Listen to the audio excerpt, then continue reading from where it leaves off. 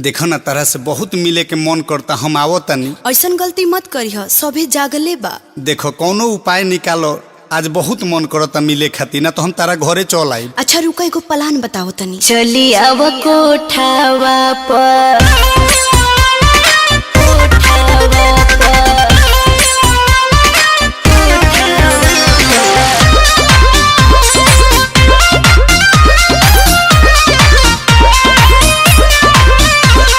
दुआरा पर भाई बड़े आंगन में माई कर तू एक उपाय। चली आव कोठावा पर दुआरा पर भाई बड़े आंगन में माई कर तू एक उपाय। चली आव कोठावा पर कोई जाई रात भर प्यार चुमा दे होठावा पर। कोई जाई रात भर प्यार चुमा दे होठावा पर। सुना हमर धन तोहरे में लागल मन हो, तारा बिना कुहू के परान आवो तानी कोठावा पर। सुना हमर धन तोहरे में लागल मन हो, तारा बिना कुहू के परान आवो तानी कोठावा पर। रहल नइखे जात ये जान चुमा ले होठावा पर। रहल नइखे जात ये जान चुमा ले होठावा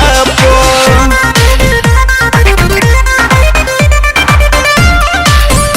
Music by Chandan Singh.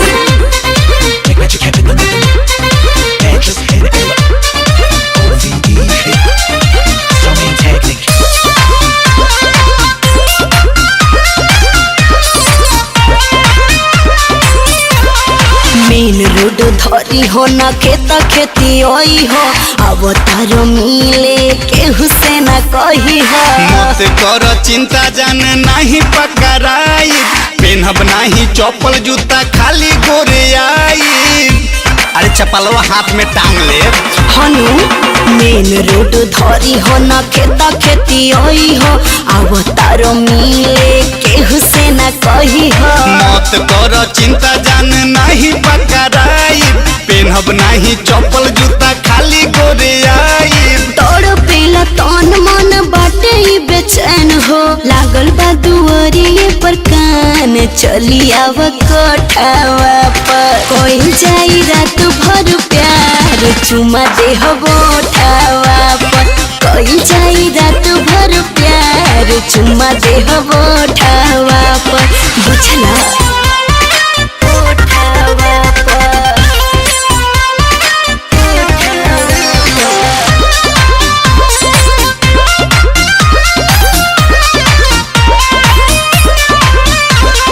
लेके आईब रसी गोरी फेंक दे हबू पर। छतावा पर चढ़े के पलान बाटे सुपर। सहेली संवरिया अकेले तू ही आई हो, साथे हरियाली के मत लेके आई हो। अरे आयु जो है तो गार्डिंग में रही है, केहू के बता दी हम तो। लेके आईब रोसी गोरी फेंक दे हबू पर। छतावा पर चढ़े के पलान बाटे सुपर। सहेली संवरिया अकेले तू ही आई हो, साथे हरियाली के मत लेके आई हो। आईब पिछुआरी तो फोन करब तोहके, फोनमा उठई हो ये जान आई जाई कोठावा पर। रहल नइखे जात ये जान चुमा ले होठावा पर। कोई जाई रात भर प्यार चुमा दे होठावा पर। चला आजा।